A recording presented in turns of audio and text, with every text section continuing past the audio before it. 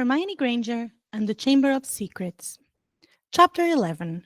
The Dueling Club. Harry's arm bones, or lack thereof, were the talk of the school that evening and through to the next morning. After being kicked out of the hospital wing by Madame Pomfrey, Hermione and Ron made plans to meet at 8 o'clock the following day and be there when Harry got released. She couldn't begin to imagine what it would be like to regrow 33 pounds and hoped Harry got a decent night's sleep despite the presumed pain. Hermione was down in the Gryffindor common room at precisely 7:30. Unsurprisingly, Ron wasn't there.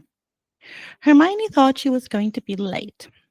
When she got up to take a shower, she found it already occupied. After a remarkably long time, Ginny finally emerged, wrapped in a plush red towel. She looked as though she didn't get any sleep that night, and walked right past Hermione as if she didn't see her. Hermione realized Ginny was probably worried about Harry and hoped she was going back to bed to get some rest. She vowed to make a point to remember to check on Ginny later that afternoon.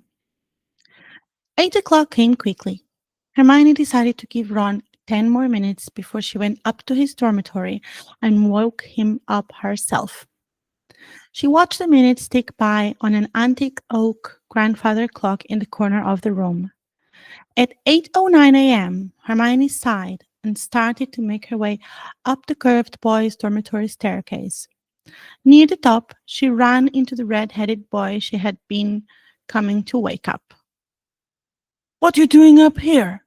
Ron said, his eyes still full of sleep. "I was just coming down." "You were late," Hermione said. She turned round and started back down the steps. "Was not." "What do you mean you're not late? It's 10 minutes after 8. We agreed on 8. "Late is like half hour," Ron said, stopping on the last step. "Honestly, woman, a few minutes isn't going to hurt anyone." Hermione rolled her eyes and made a beeline for the portrait door. She didn't even turn back to see if Ron was following her. "Let's just go see Harry, shall we?" They had barely spent 5 minutes together, and already she was annoyed. It was going to be a long day. She climbed out of the common room and down the stairs with Ron close behind. The staircase started moving, as it frequently did, and it actually led them off closer to their destination than Hermione had expected. The pair walked in silence down the corridor toward the wide, white doors of the hospital wing.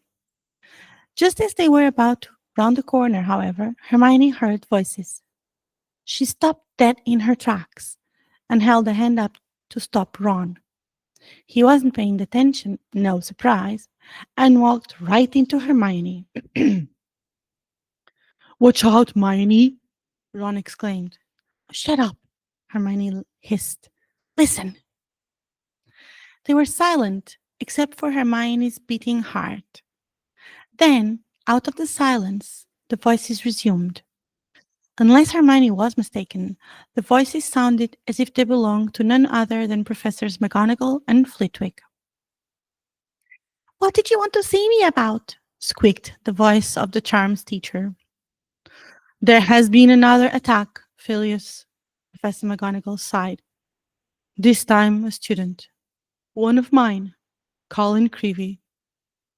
Hermione gasped and covered her mouth to try to capture the sound. "Creevy? I was his special messenger this year," Professor Flitwick said sadly. "Yes, the very one." "Oh my goodness," Professor Flitwick said. "Do you know what happened?" "I found him last night on the staircase. I think he was coming to visit Potter in the hospital wing," she answered and took a deep breath.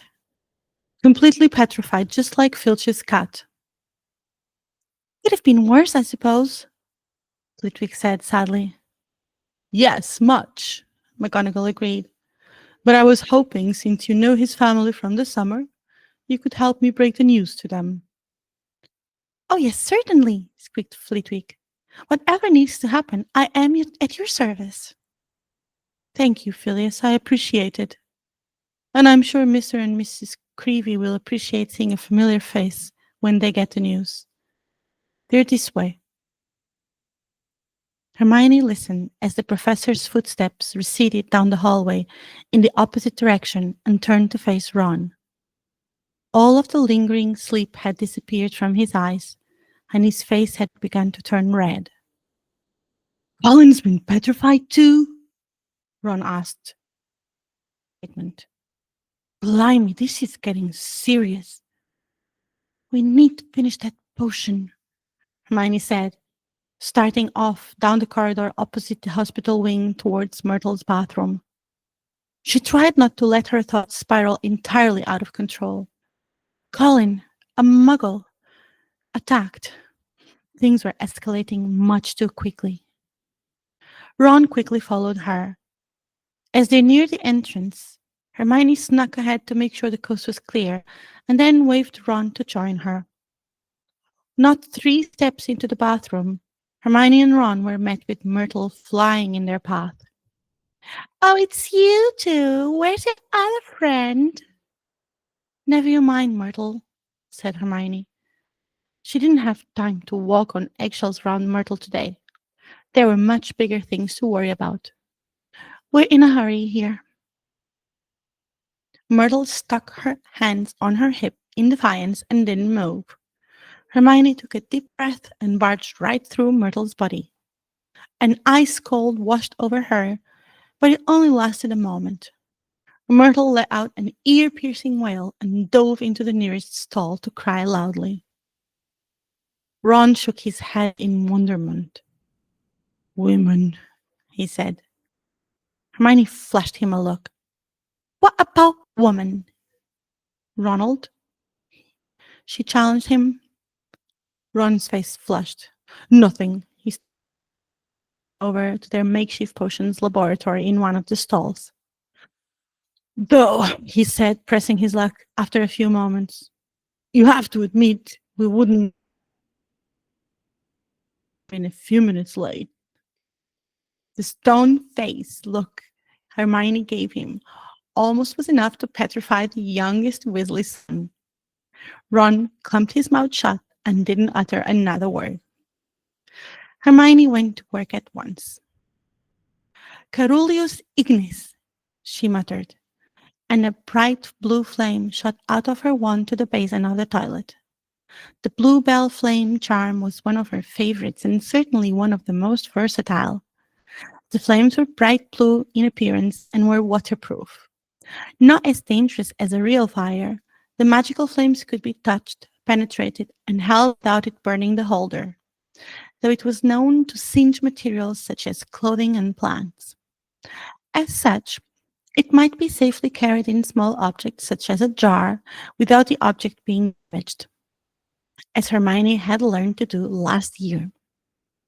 These unique flames could also be directed to a desired location by its caster and returned to its original position.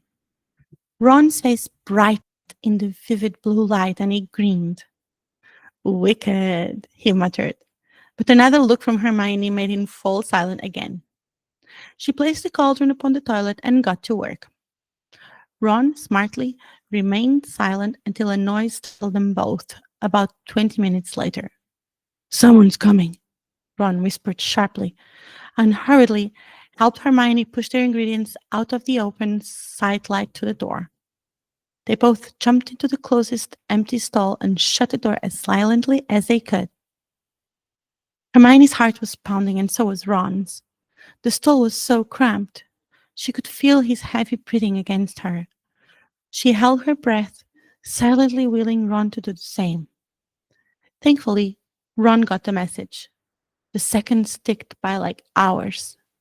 She tried to peer out a keyhole. It's me, came Harry's voice. Both she and Ron let out their breath.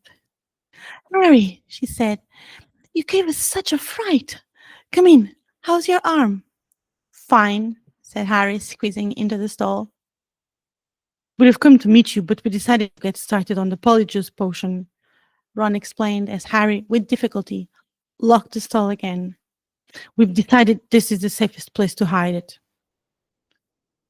So you'll never believe this, Harry said. A student was petrified last night. Hermione cut him off. We already know. We heard Professor McGonagall telling Professor Fitlick this morning. That's why we decided we'd better get going. The sooner we get a confession out of Malfoy, the better, snarled Ron. You know what I think? He was in such a foul temper after the Quidditch match, it took it out on Colin.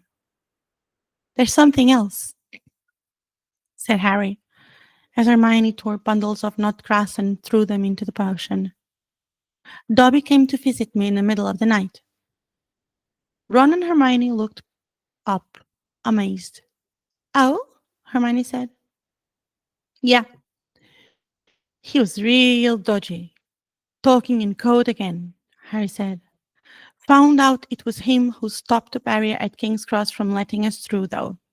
And he made the bludger go rogue at the match. Oh, the bloody git! Exclaimed Ron. Mum ought to have sent him the howler. You deserve that howler. And you deserve that howler, and you know it, Ronald, Hermione said. You stole your father's scarf for good. Harry said, trying to dispel the tensions. He let it slip that the Chamber of Secrets had been opened before, but then he shut up real quick when I started asking him questions. The Chamber of Secrets has been opened before? Hermione said, flabbergasted. That settles it, said Ron in a triumphant voice. Lucius Malfoy must have opened the chamber when he was at school here. And now he's told dear old Draco how to do it. It's obvious. Wish Dobby would tell you what kind of monster's in there, though. I want to know how come nobody's noticed it sneaking around the school. Maybe it can make itself invisible, said Hermione, prodding leeches to the bottom of the cauldron. Or maybe it can disguise itself, pretend to be a set of armor or something. I've read about chameleon ghouls. You read too much, Hermione, said Ron, pouring dead lace wings on top of the leeches. He crumbled up the empty lace wing bags and looked at Harry. She turned away before he could see her tears. So Dobby stopped us from getting on the train and broke your arm. He shook his head. You know what, Harry? If he doesn't stop trying to save your life, he's going to kill you. The news that Colin Creevy had been attacked and was now lying on the hospital wing had spread through the entire school by Monday morning. The air was thick with rumor and suspicion. The first years were now moving around the castle in tight-knit groups, as though scared they would be attacked if they ventured forth alone. Likewise, Hermione found herself staying as close as possible to Harry and Ron when they walked the halls. Hermione never did get a chance to check in with Ginny on Sunday evening. Stayed in the bathroom for hours, not emerging until it was almost time to go to bed, and she just didn't get a chance to on Monday. George and Fred, however, found the time to try to cheer Ginny up. They were taking turns covering themselves with fur or boils or jumping out at her from behind statues. They only stopped when Percy, apoplectic with rage, told them he was going to write to Mrs. Weasley and tell her Ginny was having nightmares. Meanwhile, hidden from the teachers, a roaring trade in talismans, amulets, and other protective devices was sweeping the school. Neville Longbottom bought a large, evil-smelling green onion, a pointed purple crystal, and a rotting nude tail before the other Gryffindor boys pointed out that he was in no danger. He was a pureblood, and therefore unlikely to be attacked. Neville said, his round face fearful. And everyone knows I'm almost a squib. Hermione's fear continued to grow. In the second week of December, Professor McGonagall came around, as usual, collecting names of those who would be staying at school for Christmas. Hermione had decided to stay at Hogwarts for the holidays when she settled on the Polyjuice potion plan. Her parents were not the least bit happy about it, but Hermione grimly justified it in her head. Surely they'd much rather miss one Christmas with her than all of them, which would happen if the Heir of Slytherin killed her. But she, of course, didn't tell Mary and Bert this. She'd send them the present she had ordered for them and hoped they wouldn't be too cross or disappointed. Harry, Ron, and Hermione signed her list. They had heard that Malfoy was staying as well, which struck them as very suspicious. The holidays would be the perfect time to use the Police's potion and try to worm a confession out of him. Unfortunately, the potion was only half finished. They still needed the bicorn horn and the boomslang skin, and the only place they were going to get that was from Snape's private stores. Instead of focusing and obsessing about the hundreds of rules they'd be breaking, Hermione threw all of her energy into the plan. The more she could obsess about the finer details of the scheme, the less time her head had to completely be overrun with anxiety. There was absolutely no room for emotion right now. Her life literally depended on it. What we need, said Hermione briskly, as Thursday afternoon's double potions lesson loomed nearer, is a diversion. Then one of us can sneak into Snape's office and take what we need. Harry and Ron looked at her nervously. I think I'd better do the actual stealing, Hermione continued in a matter-of-fact tone. You two will be expelled if you get into any more trouble, and I've got a clean record. So all you need to do is cause enough mayhem to keep Snape busy for 5 minutes or so. She ignored Harry's feeble smile. Certainly the boy who lived could manage to distract the teacher for 5 minutes when her life was on the line. Potions lesson took place in one of the large dungeons. Thursday afternoon's class proceeded in the usual way. 20 cauldrons stood steaming between the wooden desks, in which stood brass scales and jars of ingredients. Snape prowled through the fumes, making whoppish remarks about the Gryffindor's work, while the Slytherins sniggered appreciatively. Hermione waited for the perfect time to give Harry the signal. When Snape turned his bullying toward Neville, Hermione caught Harry's eyes and nodded.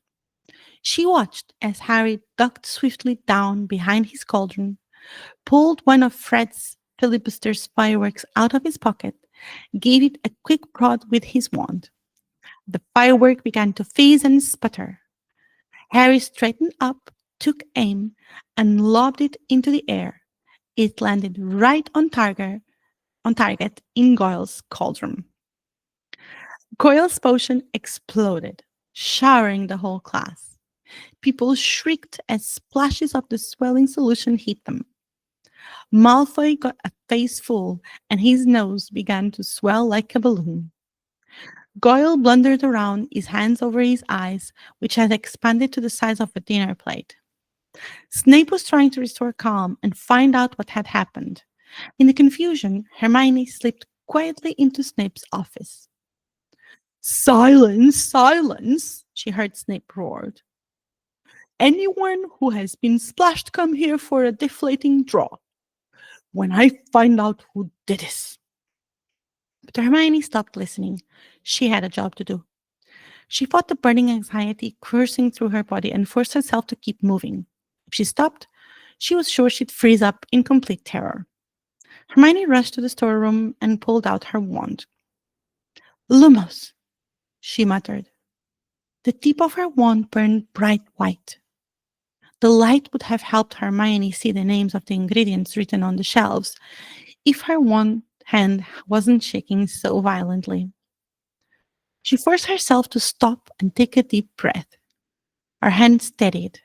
She held it out again, looking at the names. Luckily, Professor Snape was extremely particular about his ingredients, and they were lined in alphabetic order.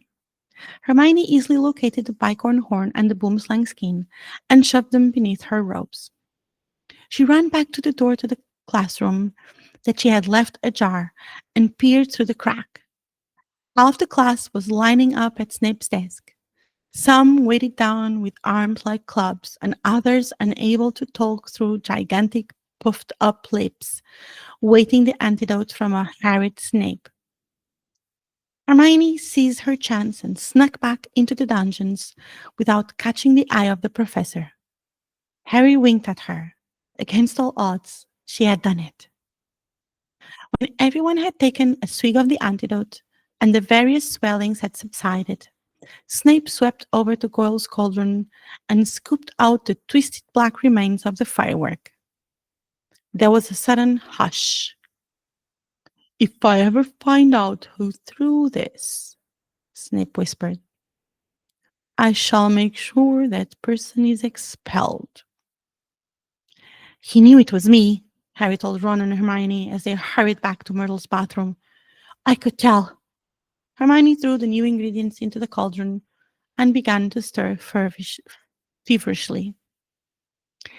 It will be ready in 2 weeks, she said happily. Snape can't prove it was you, said Ron reassuringly to Harry. What can he do? Knowing Snape, something foul, said Harry, as the potion frothed and bubbled.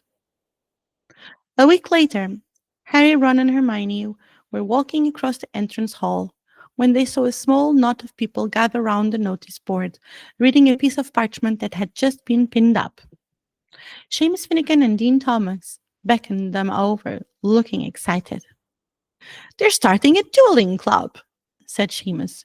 First meeting tonight. I wouldn't mind dueling lessons. They might come in handy one of these days. What? You reckon Slytherin's monster can duel? Said Ron, but he too read the sign with interest. Oh, could be useful, he said to Harry and Hermione as they went into dinner. Shall we go? Hermione and Harry were both in agreement, so they hurried back to the Great Hall at 8 o'clock that evening. The long dining tables had vanished, and a golden stage had appeared along one wall, lit by thousands of candles floating overhead. The ceiling was velvety black once more, and most of the school seemed to be packed beneath it and carrying their wands and looking excited. I wonder who'll be teaching us, said Hermione as they edged into the chattering crowd. She had allowed herself to get slightly excited about the whole ordeal, which was a nice break from the constant worry she had been dealing with. Someone told me Flitwick was a dueling champion when he was young. Maybe it will be him. As long as it's not, Harry began, but he ended on a groan. Gilderoy Lockhart was walking into the stage, resplendent in robes of deep plum and accompanied by none other than Snape, wearing his usual black. Hermione's heart skipped a bit despite everything. Lockhart waved an arm for silence and called, Gather round, gather round. Can everyone see me? Can you all hear me? Excellent. Now, Professor Dumbledore has granted me permission to start this little dueling club to train you all in case you ever need to defend yourselves, as I myself have done on countless occasions. For full details, see my published works. Let me introduce my assistant, Professor Snape, said Lockhart, flashing a wide smile. He tells me he knows a tiny little bit about dueling himself and had sportingly agreed to help me with a short demonstration before we begin. Now, I don't want any of you youngsters to worry. You'll still have your potions master when I'm through with him. Never fear. Wouldn't it be good if they finished each other off?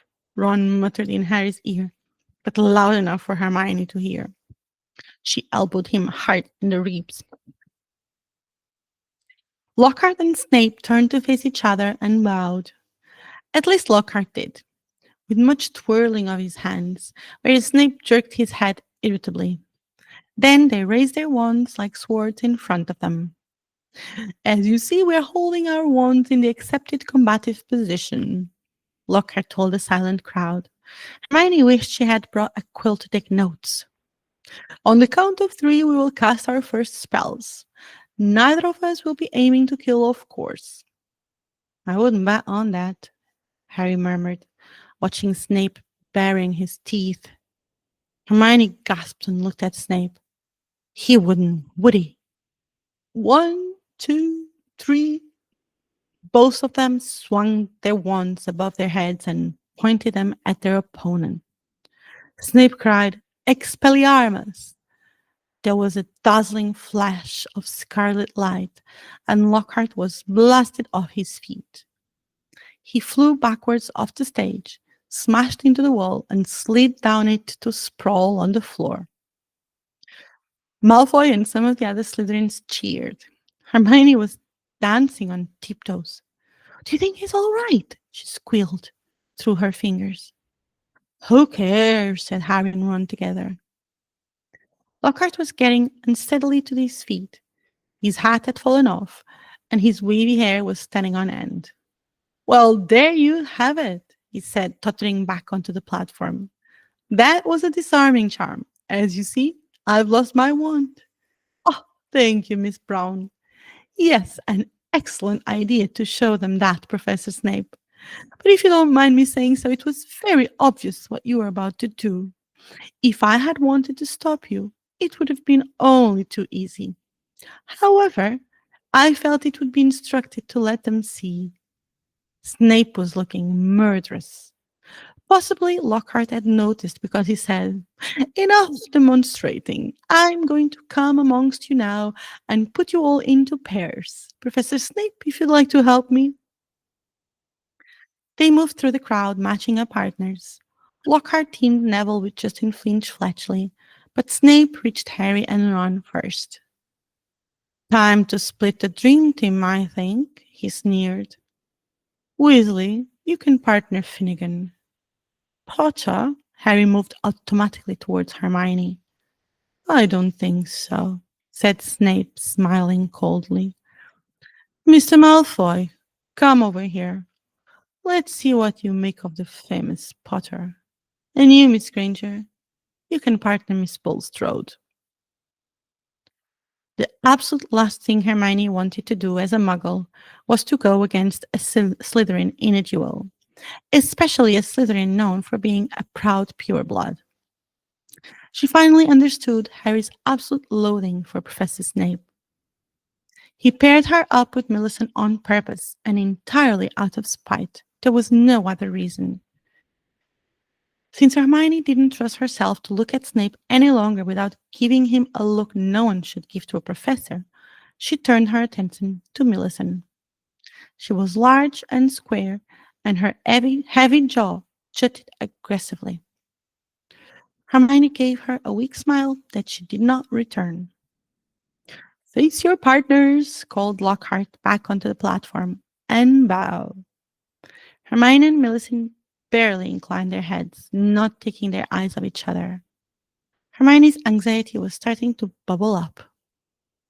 One's at the ready, shouted Lockhart.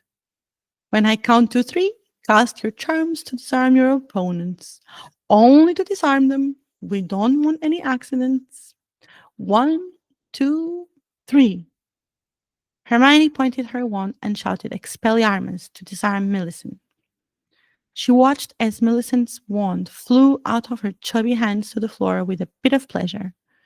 Hermione smiled, despite herself. Smiling, however, was not the smartest thing Hermione could have done at that moment.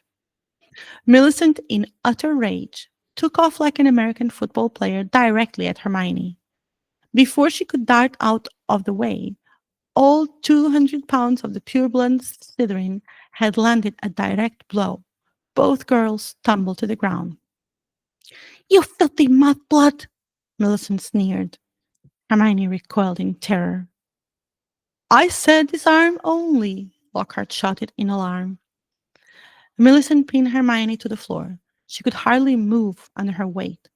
She felt Millicent shift and then suddenly found herself in a headlock. Hermione whimpered in pain and sheer terror. She couldn't breathe. Out of the corner of her eye, Hermione saw Harry leap forward and try to pull Millicent off. It was difficult. She was a lot bigger than he was. Finally, Harry succeeded, and Hermione could breathe. She put her hand to her throat and tried to catch her breath.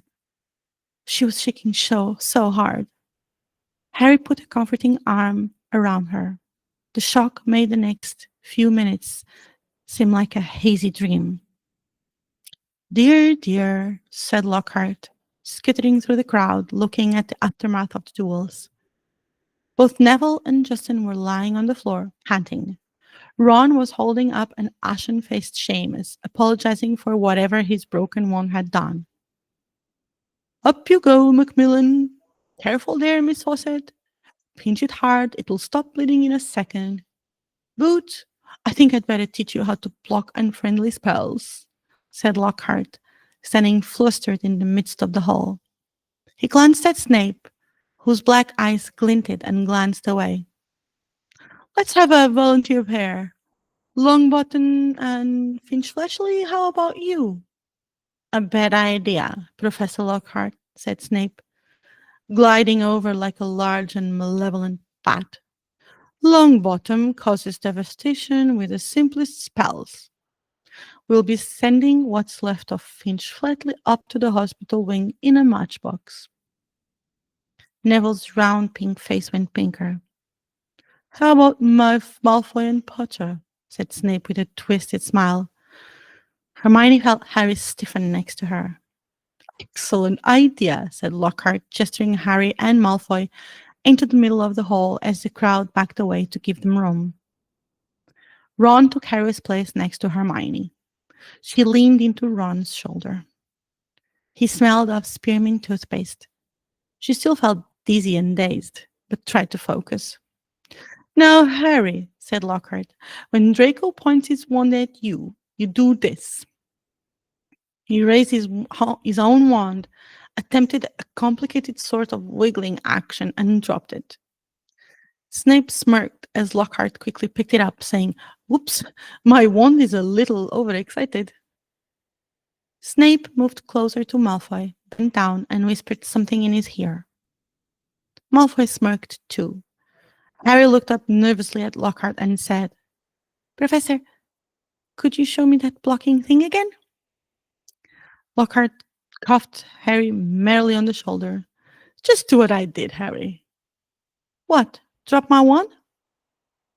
But Lockhart wasn't listening. Hermione wanted to bury her head into Ron's shoulder, but couldn't tear her eyes away. 3, 2, 1, go, he shouted. Malfoy raised his wand quickly and bellowed, Serpensortia! The end of his wand exploded. Hermione watched, aghast, as a long black snake shot out of it, fell heavily onto the floor between Harry and Draco, and raised itself ready to strike. There were screams as the crowd backed swiftly away, clearing the floor. Don't move, Potter, said Snape lazily, clearly enjoying the sight of Harry standing motionless, eye to eye with the angry snake. I'll get rid of it. Allow me, shouted Lockhart. He brandished his wand at the snake, and there was a loud bang. The snake, instead of vanishing, flew 10 feet into the air and fell back to the floor with a loud smack. Enraged, hissing furiously, it slithered straight toward Justin Finch-Fletchley and raised itself again, fangs exposed, poised to strike. The snake hovered, swaying back and forth, getting ready to strike. Hermione couldn't look. She finally succumbed to the urge to put her head into Ron's shoulder and waited for the screams of terror when the snake finally struck its victim. Instead, another sound made her whip her head back up, a strange, snake-like whisper. As she searched for the source of the bizarre sound, her eyes landed on Harry. He was walking directly toward the snake, which still had its eyes on Justin, making the strange noises. It looked as if Harry was having a conversation with the snake. It was one of the most disturbing things Hermione had ever seen in her life.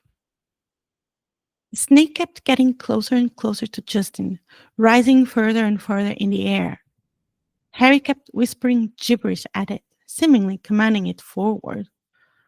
Just as it was about to strike, the snake slumped to the floor, docile as a thick black garden hose, its eyes now on Harry, watching his every move. Justin jumped backward in shock. His fear quickly turned to anger. What do you think you're playing at? He shouted. And before Harry could say anything, Justin had turned and stormed out of the hall. Snape stepped forward, waved his wand, and the snake vanished in a small puff of black smoke. There, there were ominous mutterings all around the walls. Students had come to life again now the danger was gone, and there were a lot of eyes on Harry. Oh, bloody hell, Ron muttered, reading the room. We've got to get to him before the mob does. He pulled Hermione towards Harry and tugged on the back of his robes. Come on, said Ron. Move, come on. Ron steered Harry out of the hall, Hermione hurrying alongside them. She was too exhausted to do anything but let Ron lead the way. As they went through the doors, the people on either side drew away as though they were frightened of catching something. Ron dragged him all the way up to the empty Gryffindor common room and then forcefully pushed Harry into an armchair. And he said, You're a parcel mouth. Why didn't you tell us? I'm a what? Said Harry. Hermione had heard that term, parcel mouth, before, but in her brain fog she couldn't quite place it. A parcel mouth, said Ron. You can talk to snakes. That jogged Hermione's memory, though she wished it hadn't. Her stomach dropped like lead. I know, said Harry. I mean, that's only the second time I've done it. I accidentally set a boa constrictor on my cousin Dudley at the zoo once. Long story. But it was telling me it had never seen Brazil, and I was sort of set it free without meaning to. That was before I knew I was a wizard. A boa constrictor told you it had never been to Brazil? Ron repeated faintly. So? Said Harry. I bet lots of people here can do it. Oh, no, they can't, said Ron. It's not a very common gift. Harry, this is bad. What's bad? Said Harry. What's wrong with everyone? Listen, if I hadn't told that snake not to attack Justin. Oh, that's what you said to it. What do you mean? You were there. You heard me. I heard you speaking Parseltongue, said Ron. Snake language. You could have been saying anything. No wonder Justin panicked. You sounded like you were egging the snake on him or something. It was creepy, you know. Harry gaped at him. I spoke a different language, but I didn't realize. Like, how can I speak a language without knowing I can speak it? Ron shook his head. Do you want to tell me what's wrong with stopping a massive snake biting off Justin's head?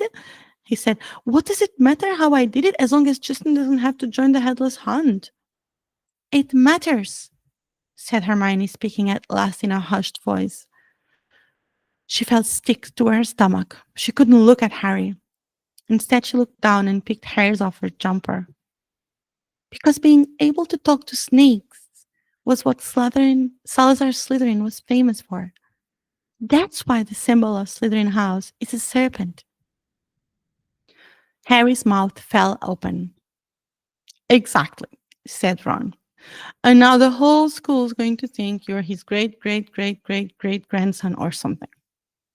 But I'm not, said Harry, with a panic he couldn't quite explain. You'll find that hard to prove, said Hermione. He lived about 1,000 years ago. For all we know, you could be.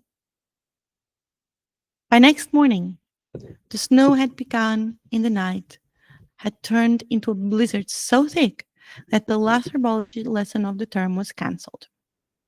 Professor Sprout wanted to fit socks and scarves on the mandrakes, a tricky operation she wouldn't trust to no one else, now that it was so crucial for the mandrakes to grow quickly and revive Mrs. Norris and Colin Creevy.